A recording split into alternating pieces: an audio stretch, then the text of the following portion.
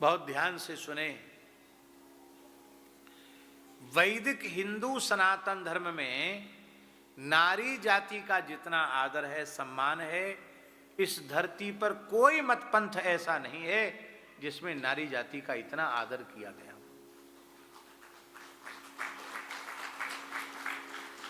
आज कितने दुर्भाग्य की बात है, हमारे ठाकुर जी तो इस विषय को लेकर खूब बोलते हैं अपनी कथाओं में।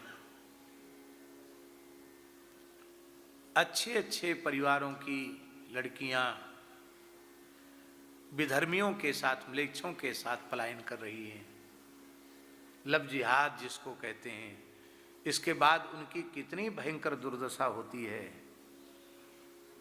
आत्मा कांप जाती है सुन करके, कितना अत्याचार उनके ऊपर होता है। धन्य है सनातन धर्म, जिसमें नारी को जन्म से ही भगवती का स्वरूप माना गया, विवाहित होने के बाद लक्ष्मी का स्वरूप माना गया। इतना आदर कहीं नहीं है, अतिशय आदर है। स्कंद पुराण में लिखा है, स्कंद पुराण में लिखा है कि ब्रह्म हत्या से 10 गुना पाप स्त्री हत्या से होता है। हम बिना पढ़े नहीं बोल रहे हैं। क्या लिखा है? ब्रह्म हत्या से जितना पाप है उसका 10 गुना पाप किसी भी नारी की हत्या करने से हो जाता है। 10 ब्रह्म हत्या करो या 1 स्त्री की हत्या करो। स्त्री को अवध्या कहा गया। भयंकर से भयंकर अपराध होने पर भी स्त्री वध के योग्य नहीं है, अवध्या है। क्यों? क्योंकि वह जननी है, वह सृष्टि का मूल है, उसे नष्ट नहीं किया जा सकता।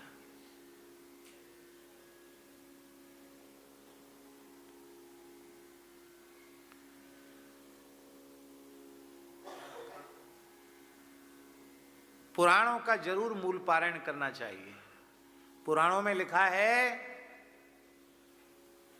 कि जो पुरुष क्रोध पूर्वक अपने घर की बहु बेटियों का अपमान करता है, उनको गाली देता है, उन पर प्रहार करता है, उस पुरुष के संपूर्ण पुण्य नष्ट हो जाते हैं।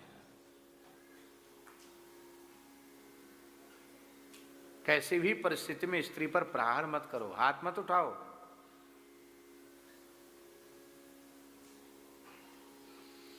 उस दुष्टात्मा पापात्मा व्यक्ति की पूजा देवता स्वीकार नहीं करते हैं।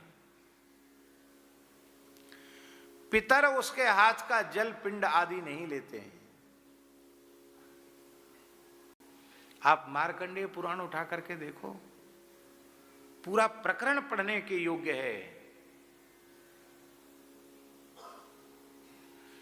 जहां एक ऋषि एक राजा के पास जाकर कह रहा है कि मेरे धर्म का लोप हो रहा है, आप मेरी पत्नी को कहीं से खोज करके ले आइए।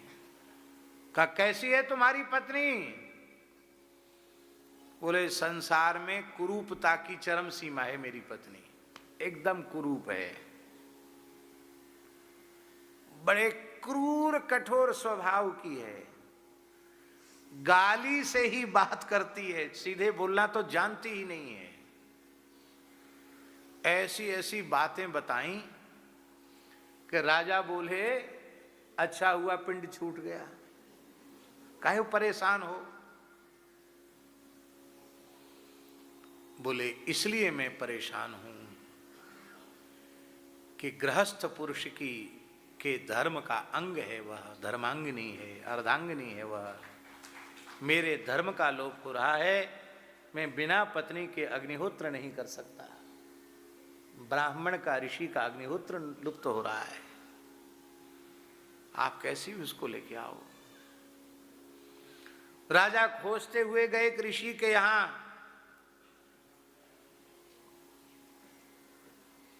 ऋषि के शिष्य ने देखा एक मूर्धाभिषिक्त चक्रवर्ती राजा आया है,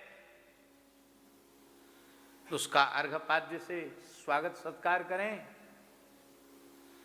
ऋषि ने अपने ब्रह्मचारी को कहा, बिना पूछे क्यों अर्घपाद्य लेकर रख दो। ठाकुर जी, मार्कंडेय पुराण की कथा है, न राजा को आसन दिया न अर्घपाद्य दिया।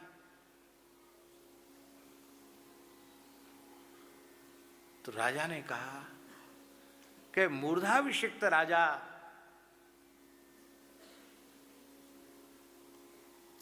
अर्घपाद्य आदि से आतिथ्य का अधिकारी है। मैं वैदिक धर्म का पालन करने वाला हूं, पंच महायज्ञ करता हूं, संध्योपासन करता हूं, वेद पाठ करता हूं, देवता ऋषि पितरों की यथा विधि पूजा करता हूं, धर्म पूर्वक प्रजा का पालन करता हूं। मेरे राज्य में चारों वर्ण चारों आश्रम अपने स्वरूप में व्यवस्थित हैं, फिर आपने मुझे अर्घ का पाद्य का आसन का अधिकारी क्यों नहीं माना।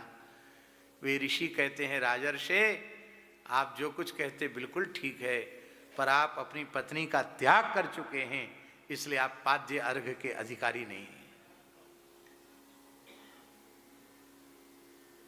यह बताना चाहिए लोगों को जो तलाक दे रहे हैं और दावा कर रहे हैं कि अब हम छोड़ना चाहते हैं। क्या कहते हैं उसको? हैं? डिवोर्स? क्या डिवोर्स? जो भी जो कहते हैं, क्या कहते हैं हिंदी में, क्या कहते हैं बोल हैं? तलाक तो उर्दू हो गया।